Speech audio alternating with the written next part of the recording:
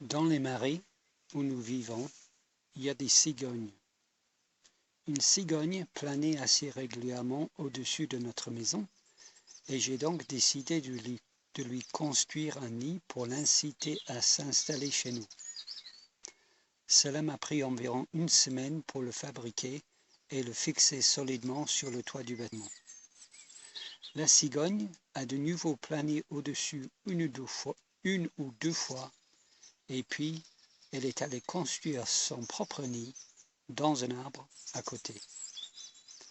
Nous sommes allés le voir et effectivement, elle avait bien fait de faire son propre nid.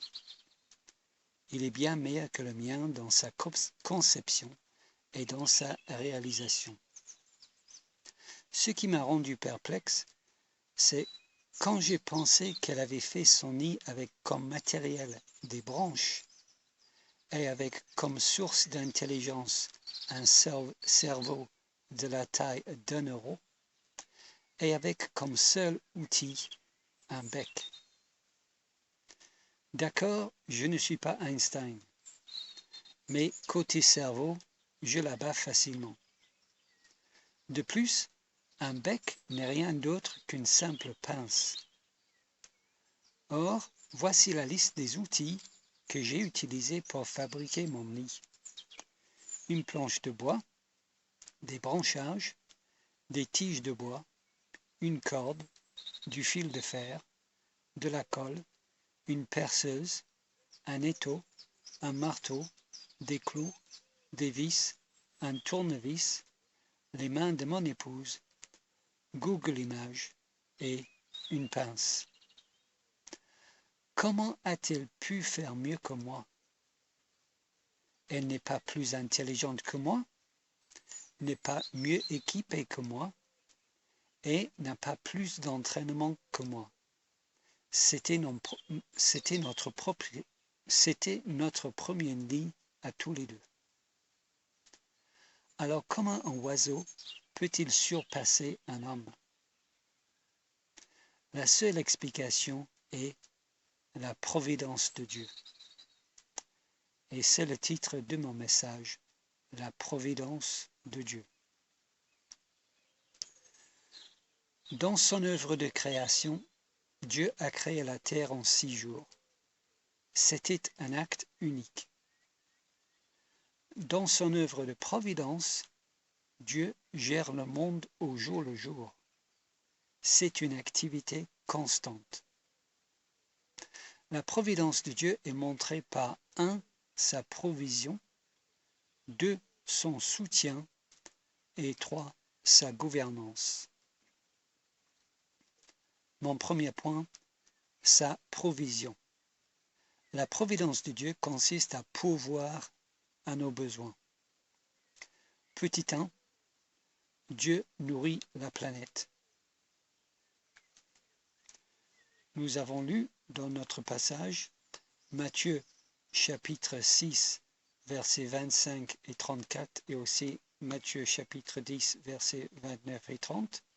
Nous avons lu au verset 26 « Regardez les oiseaux du ciel, ils ne sèment ni ne moissonnent, et ils n'amassent rien dans les greniers, et votre Père céleste les nourrit. Considérez comment croissent les lys des champs, ils ne travaillent ni ne filent. Cependant, je vous le dis que Salomon même, dans toute sa gloire, n'a pas été vêtu comme l'un d'eux. » Verset 26 et verset 29. Dieu pourvoit aux besoins de sa création, que ce soit les plantes, ici représentées par la liste des champs, ou les animaux, ici représentés par les oiseaux, ou les hommes. C'est Dieu dans sa bonté qui nourrit la planète. Une des phrases préférées de nos enfants, c'est « Qu'est-ce qu'on mange ?» Ils s'installent à table et ils attendent que leur maman leur donne à manger. Nous sommes comme eux. Toute la création attend de Dieu qu'il les nourrisse. David écrit « Les yeux de tous espèrent en toi, et tu leur donnes la nourriture en son temps. Tu ouvres la main et tu rassasies à souhait. tout ce qui vit. Psaume 145, versets 15 et 16. Si Dieu n'ouvre pas sa main, nous mourrons tous de faim. Mais comment cela fonctionne-t-il concrètement? Les théologiens parlent des causes premières et des causes secondaires dans l'exécution de la providence de Dieu. Les causes premières correspondent aux actions directes de Dieu, comme lorsqu'il a donné de la manne aux Israélites dans le désert. Ce sont des miracles. Les causes secondaires correspondent à son action indirecte, ce que nous appelons aujourd'hui les lois de la nature. Et c'est surtout de cette façon-là que Dieu nourrit la planète. Mais que ce soit de façon surnaturelle ou naturelle, cela ne change rien. Tout ce que nous avons vient de sa main. Tous les jours, Dieu nous invite à sa table. Tous les jours, nous mangeons grâce à lui. C'est pour cela que Jésus nous a appris à rendre grâce pour notre pain quotidien, parce que c'est Dieu qui pourvoit tout. Il habille les plantes, il pourvoit pour les animaux et il nourrit les hommes. Quel Dieu providentiel! Mais on protestera peut-être que c'est une belle théorie, mais la réalité est tout autre. Il y a des gens qui ne mangent pas à leur faim. Il y en a même qui meurent de faim. C'est vrai, et c'est une tragédie. Mais Dieu a tout fait pour que cela n'arrive pas.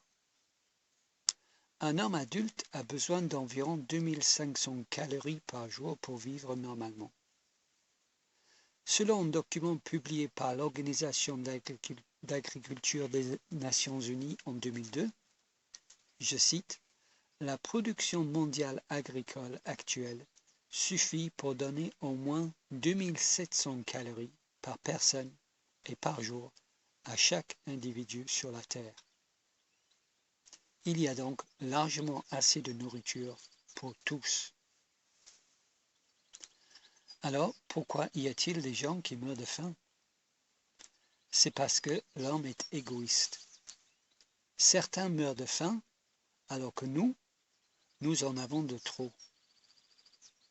Timothy Jones, à l'Université d'Arizona, a étudié le problème du gaspillage de nourriture. Selon lui, 40 à 50% de toute la nourriture prête à être récoltée n'est jamais mangée.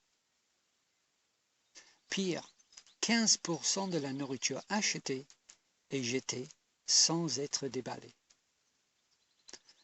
Non, mes amis, la faute n'est pas avec Dieu. Dieu a fait en sorte par sa providence que cette terre, même maudite à cause de notre désobéissance, que cette terre subvient largement aux besoins des 7 milliards d'habitants. Dieu, dans sa providence, pourvoit aux besoins de la planète. Il s'occupe de tous les êtres vivants. Il le fait parce qu'il est infiniment bon. C'est cela, sa provision providentielle. Petit 2. Dieu ne fait pas de différence entre le bon et le méchant. Dans notre passage sur la providence de Dieu, Jésus utilise ici un syllogisme qui est le suivant. Proposition 1, Dieu s'occupe des plantes et des animaux. Proposition 2, vous valez plus que les plantes et les animaux. Conclusion, Dieu s'occupera aussi de vous. Dans la foule qui l'écoutait, il y avait sûrement des gens qui le suivraient et ceux qui ne le suivraient pas. Ces paroles de Jésus ne sont donc pas réservées aux chrétiens uniquement, mais ont une application pour tous. C'est ce que l'on appelle la providence universelle de Dieu. Plutôt que de nous donner ce que nous méritons, tous, la destruction immédiate et éternelle, Dieu nous nourrit, il nous habille, il nous protège, il nous garde en vie. Il nourrit tout le monde, ceux qui l'aiment et ceux qui le détestent, ceux qui le louent et ceux qui le blasphèment. Il nourrit ses enfants et il nourrit ses ennemis. Matthieu 5, verset 45 dit, « Car Dieu fait lever le soleil sur les méchants et sur les bons, et il fait pleuvoir sur les justes et sur les injustes. » Dieu ne discrimine pas parce qu'il est infiniment bon et miséricordieux. Sa providence est la preuve de sa bonté. Ceux qui mettent en doute la bonté de Dieu sont les mêmes qui en profitent. D'ailleurs, souvent ils prospèrent et ils s'enrichissent plus que les justes. Mais plutôt que d'être reconnaissants envers Dieu, ces gens sont comme le riche insensé qui disait en lui-même, « J'ai beaucoup de biens en réserve pour plusieurs années. Repose-toi, mange, bois et réjouis-toi. » Luc chapitre 12, verset 19. Tout comme lui, ils sont convaincus d'être à l'origine de leur bonheur. Ils pensent que tout ce qu'ils ont est le fruit de leur travail. Ils ne se rendent pas compte que c'est en lui que nous avons la vie, le mouvement et l'être. Actes chapitre 17, verset 28. Et qu'un jour, Dieu le dira comme il est dit au jeune riche, « Insensé, cette nuit même, ton âme te sera redemandée. » Voir le méchant prospérer n'est donc pas une indication du talent du méchant, mais une preuve de la bonté infinie de Dieu. Pour nous chrétiens, ce que cela signifie est que, contrairement à ce que certains pasteurs prétendent, être riche n'est pas un signe de la faveur de Dieu. Comme être pauvre n'est pas une preuve de sa désapprobation. Dieu, dans sa providence, pourvoit aux besoins de la planète. Il s'occupe de tous les êtres vivants. Il le fait parce qu'il est infiniment bon. Deuxième point, son soutien. La providence de Dieu consiste à soutenir l'univers. Petit 1. Il le fait fonctionner. Dieu a créé les cieux et la terre. Maintenant, il les soutient. Il les fait fonctionner au jour le jour. Il fait pousser les lys des champs et il nourrit les oiseaux. Son investissement dans ce monde est quotidien et total. Considérons l'exemple de la beauté du lys des champs. Jésus nous encourage à observer cette fleur pour voir comment Dieu en prend soin. Dans le verset 29, Jésus nous dit que si les lys des champs poussent, c'est grâce à Dieu. Et s'ils sont beaux, c'est aussi grâce à Dieu. Quand Dieu a créé les plantes, il les a créées avec la capacité de se reproduire selon leurs espèces. Genèse chapitre 1 verset 12 dit que Dieu créa de la verdure, de l'herbe portant de la semence selon son espèce. Dieu a fixé des barrières dès la création entre les différentes espèces. Un lit des champs donnera des semences pour produire un autre lit des champs. On dit qu'un pommier ne fait pas de poire. Eh bien, c'est vrai pour toute espèce. Il ne peut jamais devenir autre chose que ce qu'il est. Un lys des champs qui évoluerait au fil de millions d'années pour devenir autre chose est donc impossible. Le lys des champs a été programmé par Dieu lors de sa création pour avoir des propriétés uniques. Dieu a mis quelque part dans la fleur toute l'information qu'il lui faut pour produire une semence qui aurait exactement les mêmes propriétés que la plante mère. Jusqu'à très récemment, nous ne savions pas où se trouvait cette information. Mais maintenant, nous commençons à le savoir. C'est dans chaque cellule. Un lys des champs, comme tout être vivant, est composé de millions de cellules. Charles Darwin croyait que la cellule était un élément très simple. Cette idée, d'ailleurs, est à la base de sa théorie d'évolution des espèces.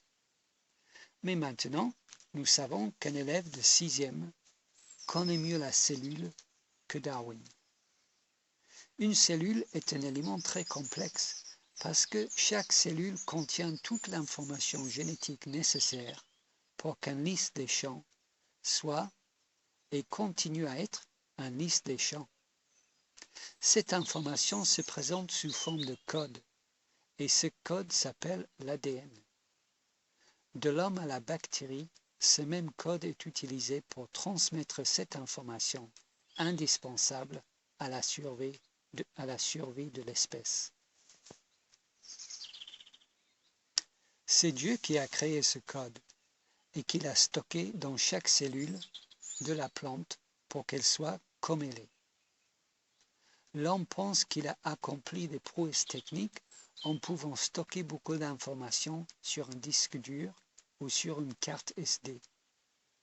Cependant, tous les emplacements stockent l'information sur la surface, de façon linéaire. L'ADN, en revanche, stocke l'information non pas sur la surface, mais en 3 dimensions. L'ADN est de loin le mécanisme de stockage le plus dense de l'univers. Imaginons une goutte d'ADN sur la tête d'une aiguille. Si nous décidions d'écrire toute l'information qui se trouve dans cet ADN sur la tête d'une aiguille, nous remplirions tant de livres qu'il formerait une pile qui irait de la Terre jusqu'à la Lune, et cela non pas une fois, mais 500 fois. 500 piles de livres entre la Terre et la Lune pour transmettre l'information stockée dans l'ADN qui se trouve sur la tête d'une aiguille. C'est cette information génétique qui fait que le lys des champs pousse et qui fait qu'elle est une belle plante. Et c'est Dieu qui l'a stockée dans chaque cellule. Dieu a créé la terre, maintenant il la soutient. Il la fait fonctionner au jour le jour. Petit 2. Il maintient l'univers en existence. Non seulement Dieu fait fonctionner l'univers au jour le jour, mais la Bible dit que l'univers trouve son existence en lui. Il l'a créé et il le maintient en existence. Sans l'implication directe et constante de Dieu, l'univers disparaîtrait. Colossiens chapitre 1 verset 17 dit en parlant de Jésus, « Il est avant toute chose et toute chose subsiste en lui. » Ici, le mot grec traduit « subsiste » signifie « se tenir ensemble ». On peut donc dire que Dieu tient ensemble l'univers de siècle en siècle, de jour en jour, de seconde en seconde.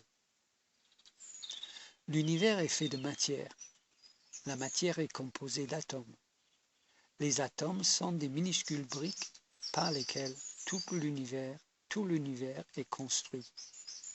Si on regarde à l'intérieur de l'atome, on voit qu'un atome est constitué d'un noyau autour duquel tournent des électrons.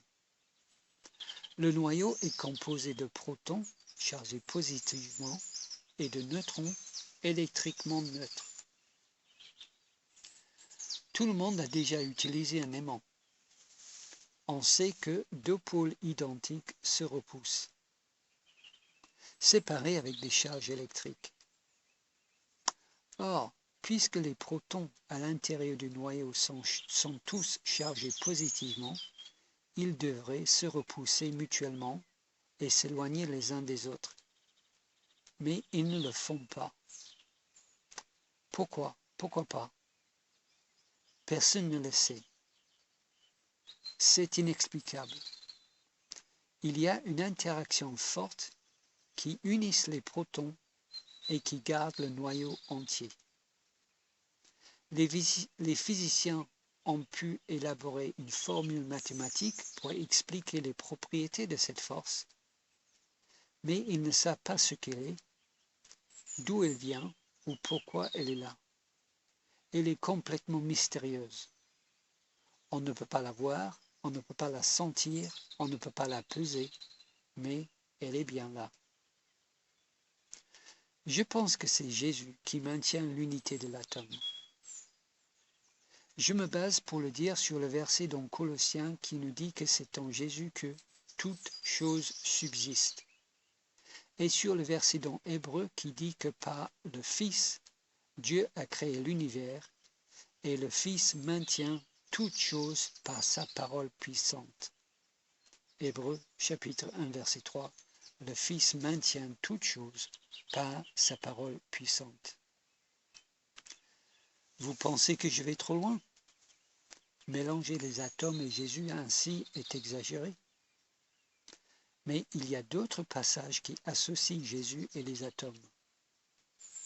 Imaginons que j'agrandisse le noyau de l'atome pour qu'il fasse la taille d'un ballon de foot. Par comparaison, l'électron qui lui tourne autour ferait à peu près la taille d'une bille. Ensuite, pour respecter l'échelle de l'atome, il faudrait que je place la bille à 15 km du ballon de foot. 15 km. Autrement dit, l'atome est composé surtout d'éléments non physiques, c'est-à-dire d'espace. Et puisque toute matière est composée d'atomes, toute matière est en réalité faite surtout d'espace. Par exemple, si on ne prenait que la matière réelle, c'est-à-dire le noyau et les électrons, et on enlevait tout l'espace dans chaque atome, le corps humain pourrait se tenir sur la tête d'une aiguille. D'ailleurs, cela ne vous rappelle rien? Dans Hébreux chapitre 11 verset 3, l'auteur nous dit « C'est par la foi que nous reconnaissons que l'univers a été formé par la parole de Dieu. Ce qu'on voit a été fait de choses invisibles. » Ce qu'on voit a été fait de choses invisibles. Au même moment où l'auteur des Hébreux écrivait ces paroles, les Romains, suivant les Grecs, ce grand peuple civilisé, inventeur de la République, croyaient que l'univers était né d'un oiseau, appelé Nyx, qui avait pondu un œuf en or et dont une moitié de l'œuf était montée dans l'air pour devenir le ciel, et dont l'autre est devenue la terre. Ça, mes amis, c'est de la science. Non, voici la vérité. L'univers a été formé par la parole de Dieu. Ce qu'on voit, la matière, a été fait de choses invisibles. Hébreux, chapitre 11, verset 3. Qu'il s'agisse de la création ex nihilo ou le soutien de Dieu au jour le jour, ce passage reflète bien la réalité physique. Mais revenons à l'atome. Étant donné que l'atome est globalement composé d'espace, un atome devrait pouvoir passer à travers un autre atome, ce que les physiciens appellent l'effet tunnel. Ils devraient pouvoir se croiser et se mélanger, mais ils ne peuvent pas le faire. Ce qui les empêche, c'est une force invisible qui se trouve entre le noyau et l'électron. Cet espace n'est donc pas du vide, puisqu'il agit comme un mur pour empêcher les atomes de se croiser. Il n'y a qu'un seul homme qui ait pu neutraliser cette force et qui ait pu faire passer les atomes les uns dans les autres. Un seul homme a pu faire passer les atomes les uns dans les autres. Vous avez trouvé qui c'est? Einstein? Non. C'est le maître des atomes. Jésus, qui, dans son corps ressuscité, est passé à plusieurs reprises à travers des murs. Nous lisons dans Jean chapitre 20, verset 19. Le premier soir de la semaine, les portes du lieu où se trouvaient les disciples étant fermées à cause de la crainte qu'ils avaient des Juifs, Jésus vint et se présenta au milieu d'eux. J'insiste donc sur le fait que Jésus est Seigneur de l'univers, Maître de la matière et de l'unité de l'atome. Alors, où est-ce que je veux en venir avec tout ceci? Quel est le lien avec la providence de Dieu? Eh bien, je veux dire que c'est uniquement par la grâce providentielle de Dieu que tout cela tient. Dieu tient toutes choses par sa parole puissante. L'univers est comme un château de cartes. Si Dieu souffle, tout prend fin. Les atomes se décomposeraient, provoquant une réaction nucléaire cataclysmique. Ceci n'est pas de la science-fiction. J'en veux pour preuve la façon dont la Bible décrit la fin du monde. Nous voyons dans 2 Pierre, chapitre 3, verset 12, c'est écrit qu'au jour du Seigneur, les cieux enflammés se dissoudront et les éléments embrasés se fondront. Tout ce qu'il faudrait à Dieu, c'est doter cette force unifiante aux atomes, et les cieux et les éléments mêmes se dissoudraient. Il a créé l'univers, il le soutient au jour le jour. Il peut le détruire dans un instant, et un jour il le détruira. En attendant, chaque jour qui passe, il soutient toute chose par sa parole puissante, car toute chose subsiste en lui. La seule chose qui empêche les atomes de se dissoudre est la force providentielle de Dieu. Qu'il s'agisse donc du détail génétique, du lys des champs ou de l'existence même de l'univers, tout est soutenu par la main providentielle de Dieu. Mon troisième point, sa gouvernance. La providence de Dieu consiste à gouverner le monde. En fait, l'étymologie du mot providence n'est pas pourvoyance, mais prévoyance. Parler de la providence de Dieu, c'est donc avant tout dire que Dieu prévoit tout. C'est Dieu qui gouverne le monde. Il habille le lys des champs, il nourrit les oiseaux. Il tient le monde entier dans sa main. Ce n'est pas la chance qui dirige le monde, comme le prétendent les évolutionnistes, et ce n'est pas non plus le destin, comme le prétendent les astrologues et les superstitieux. Non, Dieu gouverne le monde. Cela veut dire que toutes les choses qui arrivent font donc partie de sa volonté. Petit 1. Il est concerné par tout. Dieu est concerné par le plus petit événement qui arrive. Quoi de plus hasardeux qu'un oiseau frappé par le pare-brise d'une voiture? Cela doit arriver des milliers de fois par jour. C'est vraiment la chance, ou la malchance en l'occurrence, n'est-ce pas? Mais non, ce n'est pas la chance, c'est la volonté de Dieu. Matthieu chapitre 2 verset 29 dit « Ne vend-on pas 2 passereaux pour un sou? Cependant, il n'en tombe pas un à terre, sans la volonté de ton Père. » Ce n'est pas seulement que Dieu sait quand un passereau tombe à terre, c'est qu'il l'autorise. L'oiseau ne frapperait pas le pare-brise de la voiture sans l'autorisation de Dieu. Si Dieu l'autorise, c'est que cela est selon sa volonté. Il l'autorise parce qu'il veut. C'est Jésus qui le dit.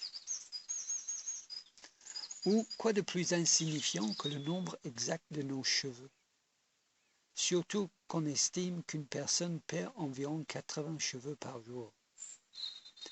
Eh bien non, le nombre exact de vos cheveux à cet instant précis n'est pas insignifiant, car cela intéresse Dieu. Même vos cheveux sont tous comptés, dit Jésus. Matthieu, chapitre 10, verset 30. Tout ce qui se passe dans ce monde l'intéresse, parce que c'est son monde. Tout est géré, tout est sous sa gouvernance, tout est selon sa volonté. Sa gouvernance ne néglige absolument rien. Même un cheveu qui tombe à terre est gouverné par lui. Rien n'arrive sans que cela soit sa volonté. Les choses les plus hasardeuses, les choses les plus insignifiantes sont sous sa gouvernance omnipotente et omnisciente. Alors vous me direz, peut-être, je suis d'accord pour dire que tout ce qui arrive de bien est la volonté de Dieu, mais pas ce qui arrive de mal. Ce qui arrive de mal n'est pas la volonté de Dieu. Et je vous répondrai, parce qu'un oiseau qui tombe à terre, c'est bien. Certes, ce n'est pas très grave en somme, mais la question n'est pas là. Ce n'est pas un événement qu'on qualifierait de bien. Et pourtant, Jésus nous dit ici, il n'en tombe pas un à terre sans la volonté de ton Père. La volonté de Dieu ne comprend donc pas uniquement les choses que nous qualifions de bien. D'ailleurs, qui sommes-nous pour décider pour Dieu ce qu'il peut vouloir et ce qu'il ne peut pas vouloir? Ce qui peut être considéré comme sa volonté et ce qui ne peut pas l'être. Ah, si seulement Dieu avait notre perception des choses. Mais pourquoi ne nous demande-t-il pas conseil? Nous pourrions vraiment lui être utiles. J'ai une question pour ceux qui pensent que Dieu veut que le bien.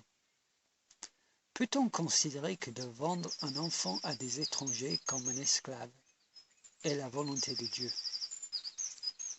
De vendre un enfant à des étrangers comme un esclave est la volonté de Dieu? Sûrement pas. C'est atroce.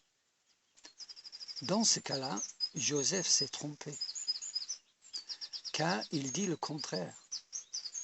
À ses frères qu'il avait vendus comme un esclave à des inconnus en Égypte, il dit « Ce n'est donc pas vous qui m'avez envoyé ici, mais c'est Dieu. » Genèse chapitre 45, verset 8. Non, le gouverneur de l'univers gouverne tout. Ni le bien, ni le mal n'échappent à sa gouvernance.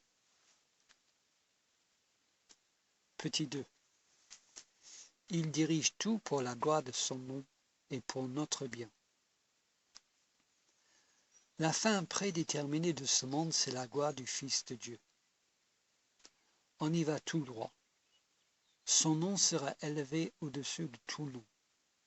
C'est inéluctable. C'est la raison d'être de l'histoire du monde. Puisque c'est son plaisir de nous associer à sa gloire comme ses frères, tout ce qui arrive, arrive pour sa gloire et aussi donc pour notre bien. Sa gloire et notre bien vont de pair. Dieu qui gouverne le monde en est le garant. Mais notre bien ne signifie pas que nous aurons une vie facile. Nous avons déjà vu que la providence de Dieu ne signifie pas que Dieu nous éloignera des épreuves de la vie. Dans ce cas, si nous vivons ce que les autres vivent, à quoi cela sert de savoir que Dieu gouverne tout pour notre bien? Si je passe par des épreuves au même titre que l'athée, à quoi bon pour moi de savoir que c'est voulu par Dieu? Eh bien, je pense que le fait de savoir que Dieu gouverne tout pour notre bien change tout. La personne qui ne croit pas à la providence de Dieu a un sentiment d'injustice dans l'épreuve. Il est dans la révolte. Pourquoi moi? Il essaie d'en sortir à tout prix. Jésus avait l'attitude opposée. Il savait que tout ce qui lui arrivait était la volonté de Dieu. Il était en paix avec les événements. Il n'y a que comme cela qu'il pouvait dire « Père, pardonne-leur, car ils ne savent ce qu'ils font. » Luc chapitre 23, verset 34. On pourrait dire « Père, pardonne-leur, car ils ne se rendent pas compte qu'ils font ta volonté. » Étienne aussi, alors qu'il était en train d'être lapidé de pierre, a la même attitude que son maître. Vous imaginez la mort par lapidation. Pourtant, Étienne ne crie pas à l'injustice. Il n'insulte pas ses meurtriers. Il n'appelle même pas à l'aide, alors que les pierres le frappent. Il prie pour ceux qui les lancent. Seigneur, ne leur impute pas ce péché. Actes chapitre 7, verset 59. On ne peut dire cela devant des hommes qui vous lapident à mort que si on a l'assurance que sa vie est dans les mains de Dieu et que rien ne peut nous arriver sans que cela soit la volonté de Dieu. Mais encore, on protestera peut-être que cette assurance ne lui a servi à rien, puisqu'Étienne est mort aussi. Autant maudire tout le monde et mourir. À quoi bon de savoir que Dieu contrôle tout si on va mourir de toute façon? Je pense que l'assurance en Dieu qu'avait Étienne ici a servi à changer le cours de l'histoire. Et oui, rien que ça.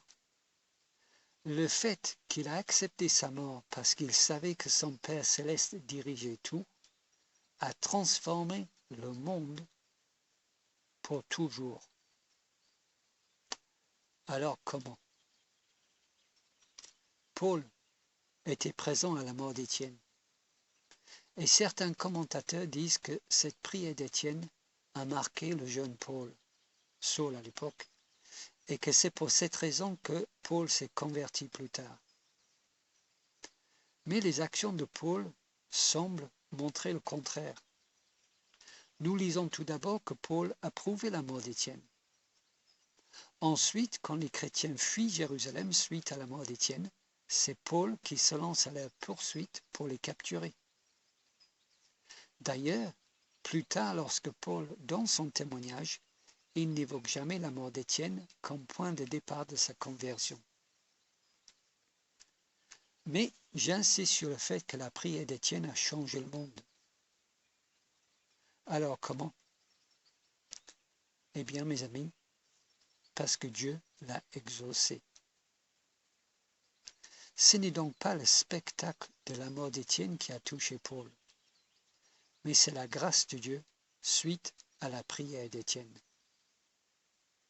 Si Étienne était mort, criant à l'injustice, en maudissant ses agresseurs, on peut vraiment se poser la question quant à la conversion de Paul.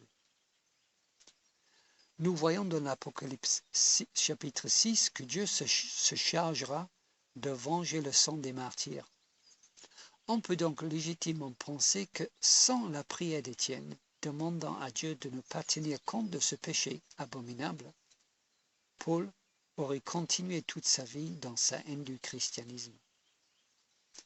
En tout cas, Dieu a exaucé cette prière remarquable d'Étienne en choisissant de faire grâce à un des complices de son meurtre. Étienne a été exaucé et le christianisme a eu son plus grand apôtre. 13 des 27 livres du Nouveau Testament nous viennent de Paul.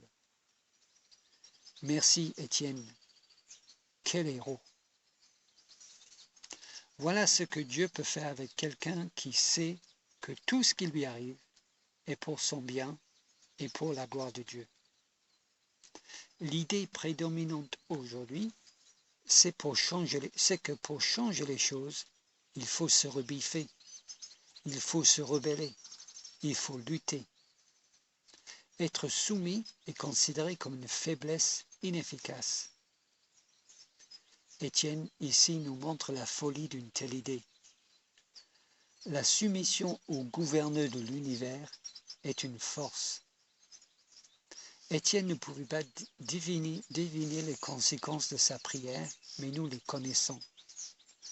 Croire que Dieu gouverne tout, même en mourant, peut tout simplement changer le cours de l'histoire du monde. Et donc je conclus. Dieu est infiniment bon. Sa bonté est démontrée à chaque instant par sa providence. Et sa providence est 1. Sa provision pour tous. 2. Son soutien de toutes choses. Et 3. Sa gouvernance en toutes choses. Alors mettons en pratique les paroles de Jésus. Ne vous inquiétez pas pour rien, car celui qui tient tout l'univers ensemble connaît le nombre exact de nos cheveux. Mais cherchons avant tout le royaume de Dieu, et celui qui nourrit les oiseaux s'occupera de nos besoins, car il est le Créateur, mais il est aussi notre Père.